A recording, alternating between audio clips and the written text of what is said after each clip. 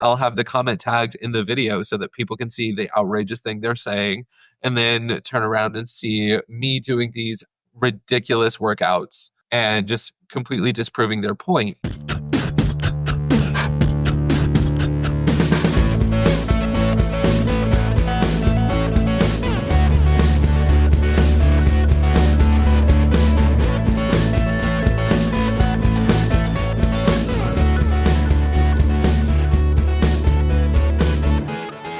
Hello, my LGBTQTs, and welcome back to another episode of A Jaded Gay. I'm Rob Lovelace, and today I am a jaded gay because I'm recording this just about a week after we found out the disappointing results of the election. Not going to dwell on that too much, except for the fact that just a week after those results came in, some stranger slid into my DMs on Instagram and asked me if I wanted to get together to fool around. Like, excuse me, as democracy is crumbling around us, how can anyone be horny at a time like this? And for the record, the only D I want in my life at the moment is Democrats in the White House, okay? Anyway, from hookups to push-ups, today I am super excited to have another special guest on. You know, we've talked about body image in the past. Obviously, there's a lot of pressure body image-wise for society as a whole, but there's definitely some added layers of complexity when it comes to gay body image. And especially around the holidays, I feel like, you know, body image can be kind of a stressful thing where around family and friends we might have not seen in a while, and sometimes family makes not so gentle comments about your appearance, or you might be at different holiday meals where you're eating foods that you don't normally eat, or you might not be able to get to a gym or just move around and you're just off your schedule, and it might make you feel a little bit more stressful and maybe even a little bit more self-conscious. So I think it's very important that we have a quick little topic before we really get into the full swing of the holiday season to talk about body positivity in the lens of inclusive fitness. So we will get into that in a minute. But before we do, let's pull the tarot card.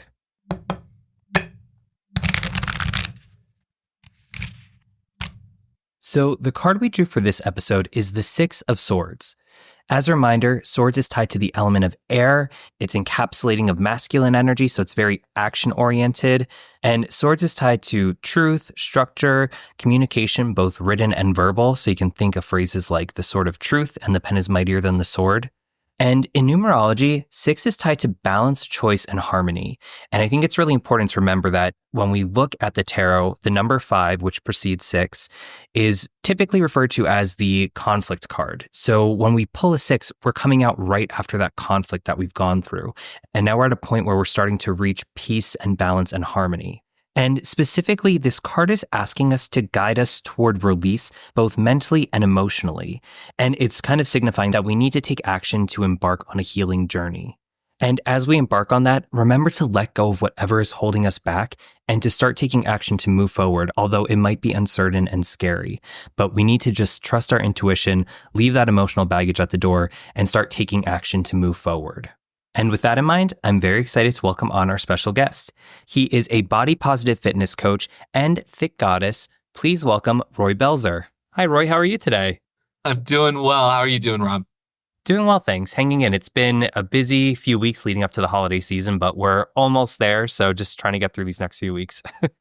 Oh, honestly, though, yeah, it's always a busy period for me moving into the holiday season, especially working in fitness and working in theater as well. I always have like little bits and pieces of like pickup gigs that I'm doing. So it's always super busy.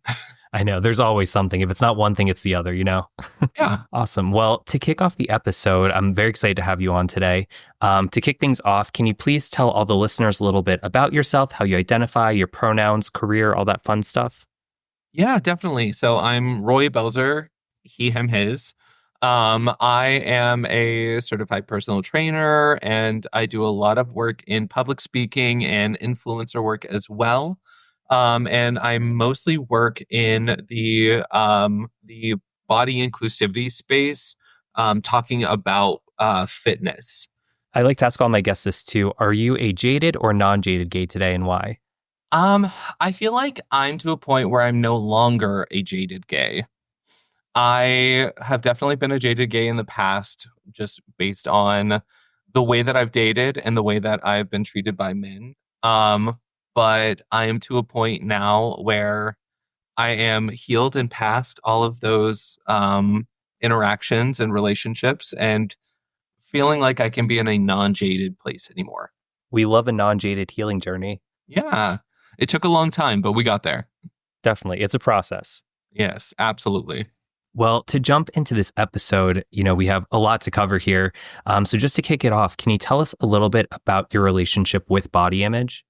Absolutely. So my relationship with my body image has been um, cultivated through my personal journey with fitness and with health um, and with my history with eating disorders. And all of that came from being up and down the scale over the past several years and um, finding ways to love myself long term. So I talk about this a lot. I have a heavy history with eating disorders, both anorexia nervosa and bulimia. And so much of that is brought on by the standards that are set within the queer community and the expectations that are put on us as people who identify as queer and what our bodies are supposed to look like and how they're supposed to move. And so seeing the way that other people are expecting us to be perceived, I've have put a lot of pressure on myself to look that certain way, but over time, I'm finally getting to a point where I've healed my own body image, and I can break away from those expectations and feel a lot better in the body that I'm in, and and turning that around and being a source for others to find love in their own body. I love how you were able to take that struggle with body image and turn it into a positive to help others who may be encountering similar struggles. And I know you mentioned body dysmorphia there. For listeners who aren't aware, can you just explain a little bit more about what body dysmorphia is? Yeah, absolutely. So body dysmorphia tends to be the inability to perceive your body in the way that it presents outwardly. So often we see body dysmorphia in people who are in um, smaller bodies, but perceive themselves to be much bigger than they actually are. And that is how I personally experienced it myself when I was going through my bouts with my anorexia and bulimia. And when you get to that point where you're not able to perceive yourself the same way that the outside world does, you tend to fall into extremes, leaning um, further into certain habits to get to the body that you see yourself in, if that makes sense. It does. And do you remember the first time you were made conscious of your body or experienced body shaming? Oh, absolutely. Um I was young. I must have been in middle school, I think.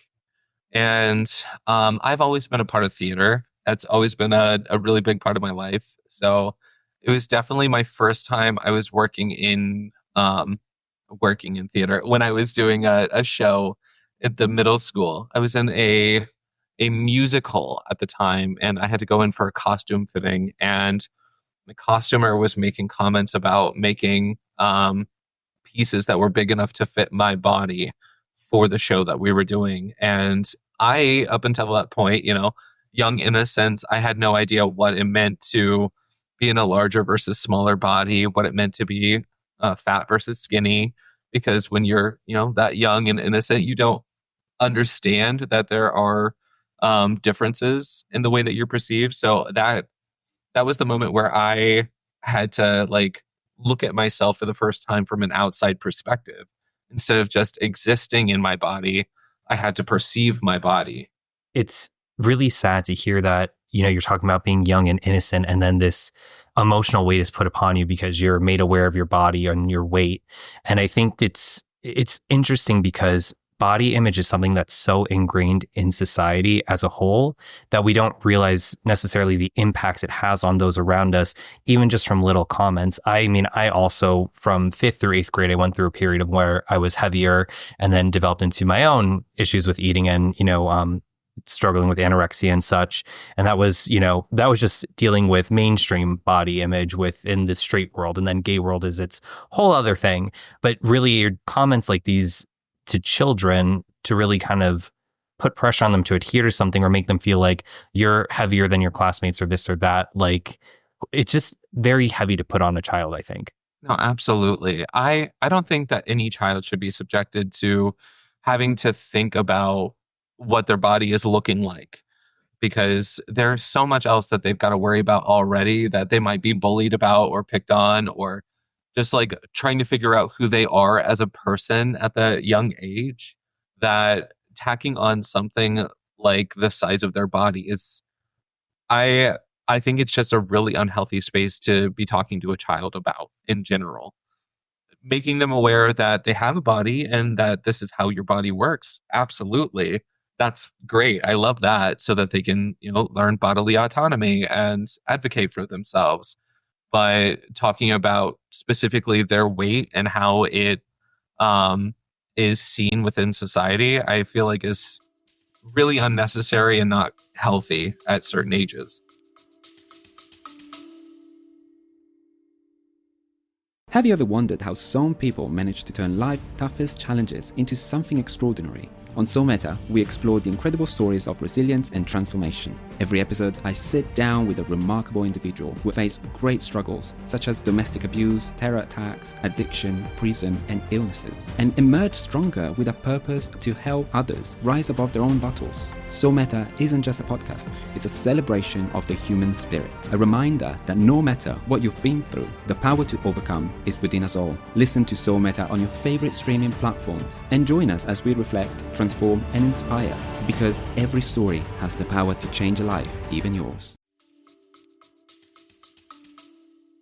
Definitely. And I think there's an old school mindset of your weight equals the number on the scale, whereas you're not thinking of your body as, how you treat it, what you're putting into it, how is it feeling? Is it feeling tired? Is it feeling energetic? So as a child, when you're saying you need to lose weight, you're thinking, I need to lose these numbers on the scale because this number equals this body type or this equals healthy, whereas you're not really teaching overall body health about how to treat your body well, as opposed to focusing on a number.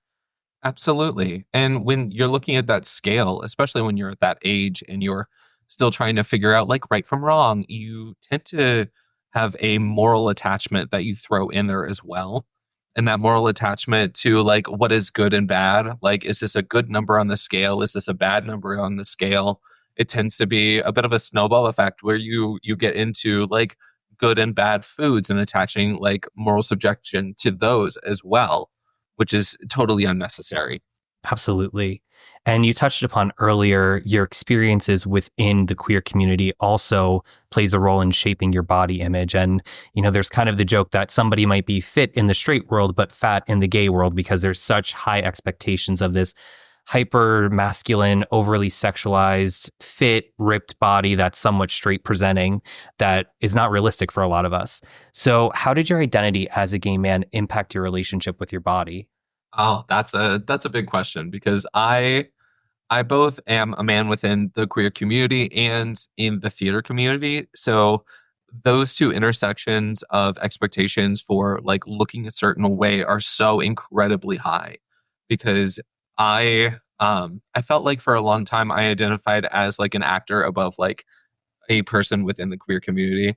And I saw all the other people who were getting cast in certain roles had certain body types that were being picked before I was being picked for things.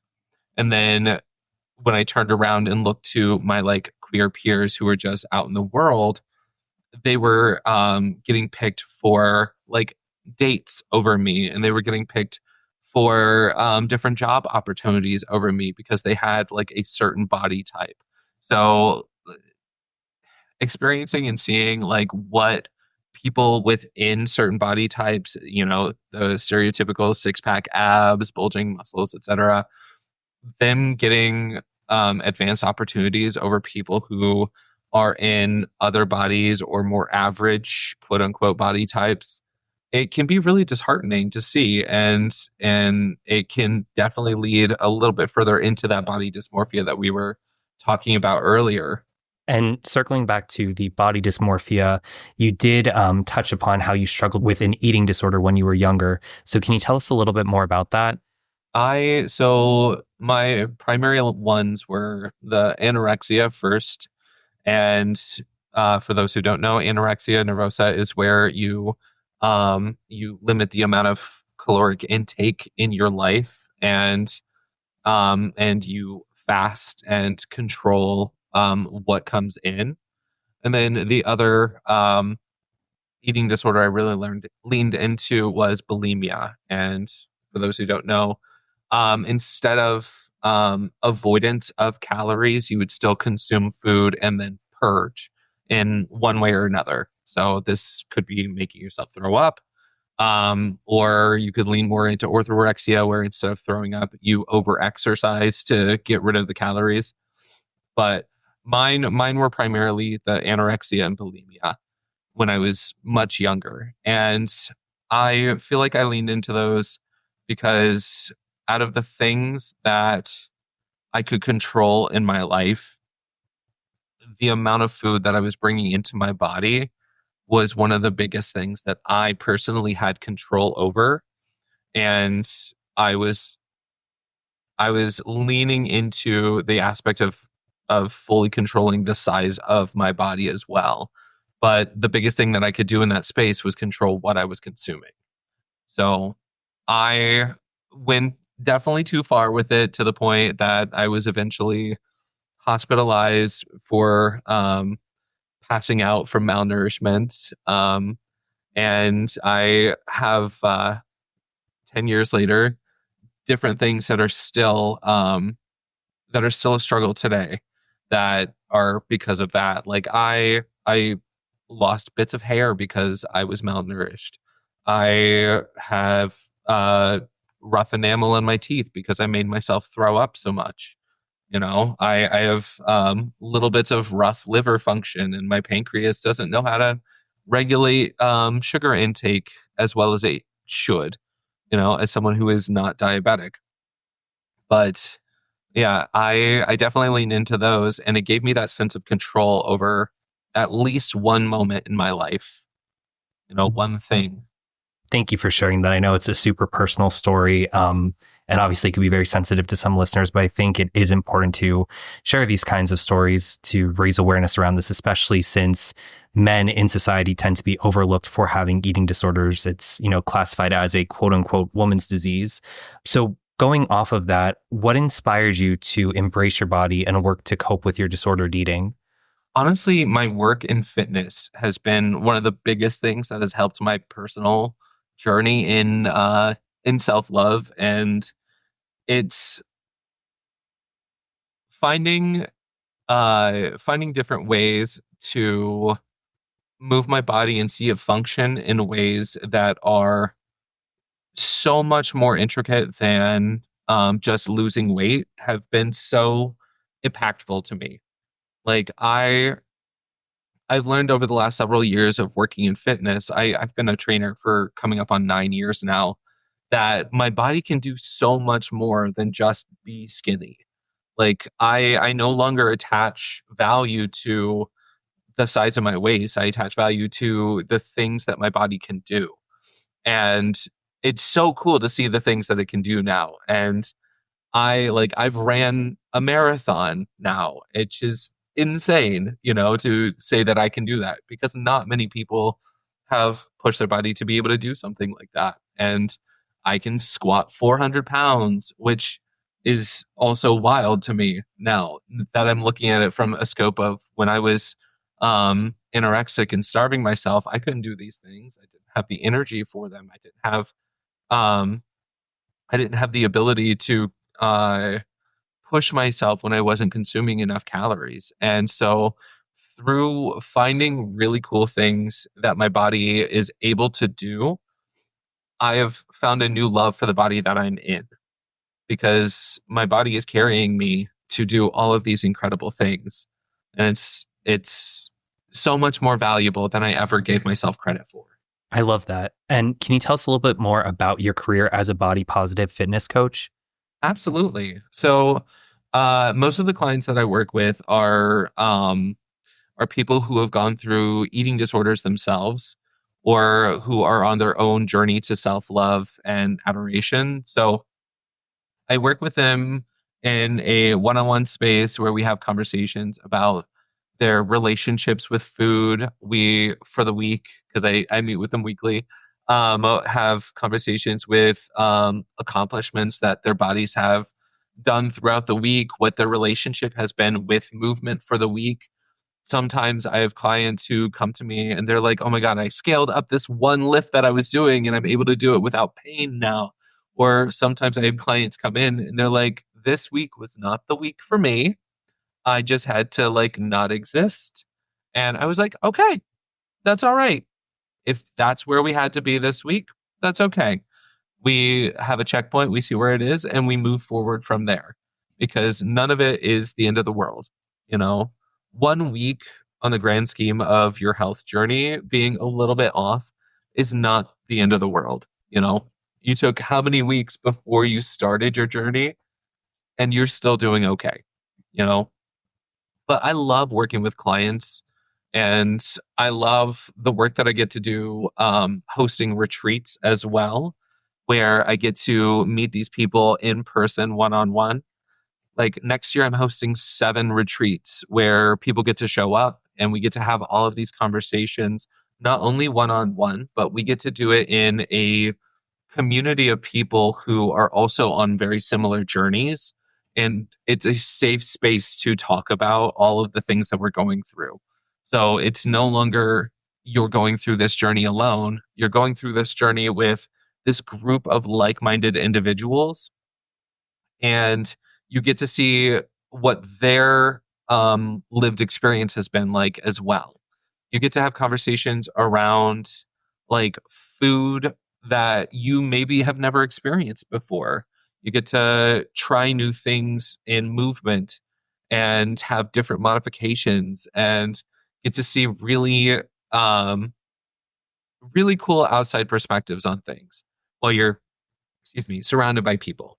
That's amazing. I love that you built that community, especially because I feel like traditionally with fitness, it could feel very intimidating going to a gym or even just looking online and seeing the different fitness influencers. It tends to be people who are super swole and jacked, and maybe especially if you're a man, somebody who's more masculine presenting, traditionally masculine presenting, where it could be almost aggressive. And I don't think those accurately reflect everybody who's looking to, embark on a fitness journey. There's a lot of people who just want to add a little movement into their day or just do a little strength training. They're not looking to be, an Arnold Schwarzenegger type. So it's good to have those inclusive spaces. And with that in mind, I was curious, what does body positivity mean to you? That's a big question. So for me, I often get asked, why do you practice body positivity versus body neutrality? And for me, it's because I spent so many years with my eating disorders and body dysmorphia, leaning into the hate for myself and fueling everything that I did in a place of hatred. Like, oh, I hate this part of my body. How can I change this? Oh, I hate that I look this way when I look in the mirror. How can I, mitigate this?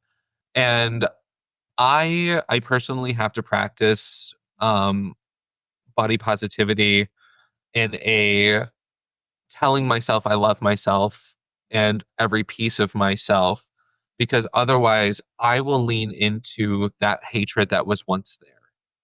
And so for me, body neutrality, where it's like, this is my body, I have it, it is my body, it is there, and you are neutral about it. I love that for people. I love that it is a safe space for people mentally to be there. It's not where I can personally be on my own journey. I have to lean into the love for myself or I will fall back into the hate. I think that's really important that you bring that up, because disordered eating, it's not just something you get over. It's not like a cold where, you take your medicine and you're healed. It's something that is always in the back of your mind, and you have good days and bad days. So I think it's really important how you've talked about leaning into being compassionate towards yourself and practicing self-love to remind yourself that, like you said earlier, this is my body and it's done amazing things. It doesn't necessarily need to adhere to the cookie cutter image of what's expected of me to know that I deserve to be treated well and to treat myself well. And I mean, to your point, having gone through eating disorders, it will be a piece of you forever. whether or not you are like healed on your journey, like it's always something that you have gone through, and it's always something that is kind of in the back of your mind as something that might be a potential to fall back into. So having those like little checks along the way is so important, regardless of where you're at in your journey with it. Like I would consider myself very healed with it, but I still have moments where I overanalyze the body that I'm currently in, especially because I'm currently in a bigger body than I've been in a long while, and I'm losing a bit of body fat right now because of the musical that I'm in. I'm doing a lot of dancing right now, and it's hard to keep up with calorie intake versus exercise output. So I'm doing a lot of body checks now that I've returned to a theatrical space, and I'm in a healed place in my heart, but I also have those little thoughts in the back of my head where I'm like, oh no, I'm seeing myself from that light again. Don't want to do that. But yeah, it's always going to be a little bit of a journey for me, and that's okay, you know. Going off of that a little bit, talking about being in theater, also being online as a body positive fitness influencer, why do you think it's important to see inclusive body size in the media, especially in regards to LGBTQ plus representation? I feel like it's so important just to have representation across the board in all different types of bodies, just because the world isn't a singular body type. The world isn't what we've been shown while we were growing up as millennials. It's the world is diverse, and it should be allowed to be diverse. And as long as you're doing things that, bring you joy and aren't hurting others, like you should absolutely be allowed to do those things that bring you joy, and to that, like you should be able to see yourself in media. And I feel like one of the biggest things that I get from all of my clients, my followers, all of the people who are consuming my content, they all say it is so nice to see someone in a body like mine. And it's so nice to be that for people and to be a part of their journey, whether that is like them getting into mobility or them getting into a good place with nutrition. It's so nice to see that the work that I'm doing is having a resounding impact on others' lives, and to be a piece of that diversity that is out there on the internet. And while we're talking about social media, I've seen you use the term thick goddess on Instagram, and that's thick spelled THIQUE. So can you tell us more about that? So someone had commented that on one of my posts maybe 2 years ago at this point. And I had a bunch of people respond to that comment, like, yes, the goddess, he is the thick goddess, etc. And I leaned in with it to the point it was a part of my merch. And I posted it on a bunch of videos. I haven't utilized it in a while, but I'm getting back to it. But I often get recognized out in public because I am, someone of note on the internet, and in queer spaces there's not as many people, so I'm easy to recognize. But I often have people come up to me like, oh my god, are you the thick goddess? And it's never not funny to me in the like most heartwarming way. I remember I was out with my friends in Philadelphia once, and they are so over me having any like bit of quote unquote fame at this point, because when people come up and they're like, "Oh my god, are you the thick goddess?" The eye rolls they give me are so palpable, and I love it. But yeah, so it was just a random person commented, and then their comment rolled into this entire brand for me. I loved it. I love that. And are there any fellow thick goddesses or body positive icons, especially LGBTQ plus people, who inspire you? Oh my gosh, so many. I have a whole running list of people that I just adore, who either are just like thick goddesses and pieces of representation in larger bodies on the internet, or people who are in larger bodies and specific to the fitness industry as well. And God, I have too many to mention. But I can give you a list. Absolutely. One of my favorite things to do is constantly create videos with tagged lists of people who are safe spaces for you to follow if you're starting a fitness journey that are going to be good for your mental health and give you a lot of diversity when you are looking at things on the internet. So I am happy to share one of those lists with you.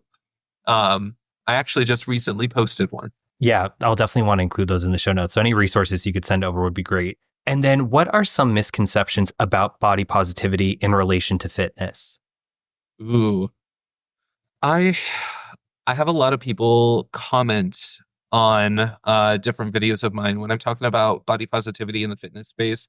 When um when I'm posting different videos where they're talking about how it's just an excuse for laziness or it's a way to cope with not being able to control eating habits and it's just a scapegoat for this, that, or the other. And it is absolutely not that. Because if you look at the videos of what I do in my regular practice as a trainer and what I do in the gym, like you can see that I am in a larger body and lifting more than you. So, and it's just one of those. There are so many misconceptions when it comes to that, where people think it's an excuse for not being able to quote unquote walk the walk.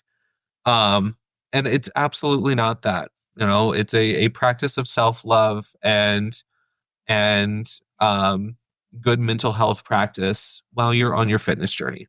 Obviously, the internet can be a toxic place. So when you get comments like that, how do you process those so it doesn't trigger body dysmorphia or so it doesn't, upset your self-love routine for yourself? If I'm honest, when I first started posting on the internet, I struggled with that a lot. And it took a long time of receiving comments like that for it to finally just kind of brush off of my shoulder. And I think one of the most empowering things that I've been able to do is utilize their comments and have it tagged at the top of a video and then show the world that I can do all of these ridiculous things that I've been talking about. Like one of my favorite things to do is do arabesques on Bosu balls, which are outrageous, and I do not suggest others do them, but I am a trained dancer, so it's something silly that I do.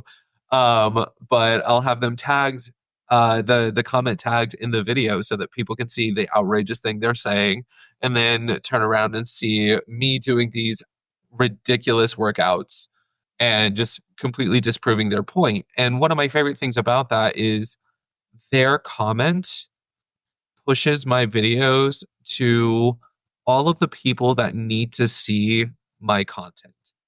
Like all of their hate that they were trying to spurt out is only fueling the algorithm to uh, push my videos to the people who need to consume the content that I create to see that there are safe spaces in fitness. I love how you're able to take the criticism and shift it into something productive and be spreading that message to people who need to see it. And going off of that a bit, as a body positive fitness coach, what can your clients expect from working with yourself or somebody else in the body positive fitness industry? Honestly, it's really cool to work with someone who works kind of in this space. I have several other trainers who are also either body positive or body neutral that I am friends with. And I think some of the top things that we have in common is creating consistent, safe spaces, not doing body checks where we check in about what your weight is that week. We don't check to see how your clothes are fitting. We check to see how your body is moving and how your body is feeling in that space. We do checks about how you're eating just to make sure that you are eating, seeing if you're getting enough of the nutrient dense food that you need to be consuming for whatever your goals are. But yeah, the biggest one is making sure that you are both safe physically and mentally while you're moving through space. You touched upon some of your client stories earlier in the episode, but do you have a favorite success story you can share with us? Oh my gosh. She's going to kill me talking about this. But one of my favorite success stories is a client who I've been working with for years. She is this woman in her 60s who she has a rare form of blood cancer. And when we first started working together, she had just found out that she was no longer going to be terminal. She was initially given like 3 months to live and was part of a medical trial. And um, because it was a successful trial, she was given an additional 20 years instead of 3 months. So she had this turning point in her life where she wanted to, instead of simply be alive, she wanted to live and she wanted to live fully. So we started working together on what that meant to her. And it started with little things like, I want to be able to walk around the grocery store for an hour. I was like, I love that as a goal. That's an incredible goal. And we took that goal, and over the last couple of years, we've gotten to the point where she's now doing like regular trips to Las Vegas and walking around the strip, and she's doing like little trips down to the beach and walking around for an entire weekend, and she's gotten into horseback riding again, and she's doing things that she hasn't been able to do for the better part of a decade.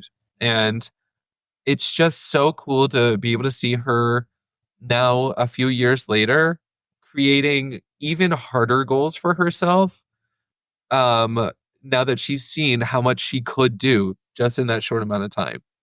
And I love that, and I adore her, and I'm so grateful that I get to like be a part of that journey for her. That's amazing. I love that story. And you were also talking about your retreats earlier on as you build an inclusive fitness family community. So can you tell us more about these retreats and what attendees can expect from them?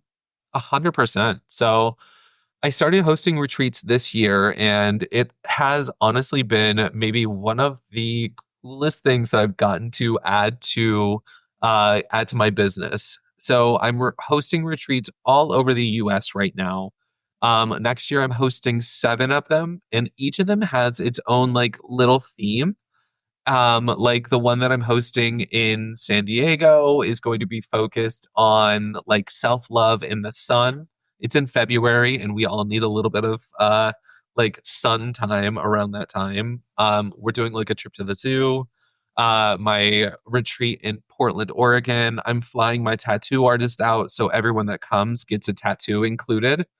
Just little things like that. And we're doing it all over the US. And while you're on these retreats, we start the retreat with a goal setting seminar where we all sit down, you all get a journal to use throughout the week, where you're going to write down what your intentions are for the week, what you're looking to get out of the retreat, what hesitations you have about being on the retreat. And then we build a little family. I hate using the we're a family here in like a corporate jargon kind of thing, but we open up so deeply about like what our relationships are with food and our bodies and our history with ED stuff and body dysmorphia that we kind of become a little family. I can't think of a better example than what my Chicago retreat was back in July, because just today I got a few messages in a group text from that group of people who are still talking to this day. They still communicate and keep up with each other. And it's so neat to be able to see like people come together and I don't want to say trauma bond, but talk about like what they've been through and commiserate with one another and take a week to just heal. We do daily movement activities where I walk everyone through a set of exercises in the morning with modifications for all levels. And then we go on adventures throughout the day. On the Chicago one, we did a tour of the zoo, an architectural boat tour. Some people went and saw a Cubs game while we were there. some of us, instead of the Cubs game, because we weren't sporty girlies, we went and did drag bingo instead. But it's always such a great time. And it's just so wonderful to be surrounded by these people. And I'm so grateful to like have these lasting relationships come out of it. That sounds like an amazing time. And I definitely will encourage listeners to check those out after the episode. And we'll have all of Roy's information in the show notes too. So be sure to check him out. But I think having a community like that is so important because, especially in the fitness industry, I feel, our bodies, you're talking about some emotional things people are bringing with them to this. It's such a vulnerable position to be in. So it's really important that we're surrounding ourselves with people who are like-minded and supportive of that. And as we talk about community, I think it also reflects to our LGBTQ plus community, regardless of what our fitness or our body, regardless of what our fitness schedule or what our body might look like, it's up to all of us in this community, I think, to build a more inclusive and accepting place. So with that in mind, what work can we do as a collective queer community to promote body positivity and inclusivity? Honestly, so much of as a collective, I think we need to create more inclusive spaces and not ostracize people who are in bodies that are not the social standard. Because we, as much as we as a queer community preach about being a really inclusive space, we do tend to other people who do not fit what the expectations of body types are. And just having spaces where we can come together and have conversations about what we're going through with our bodies, having spaces where you can attend events and have gatherings where people can be in any body type and feel included are so important.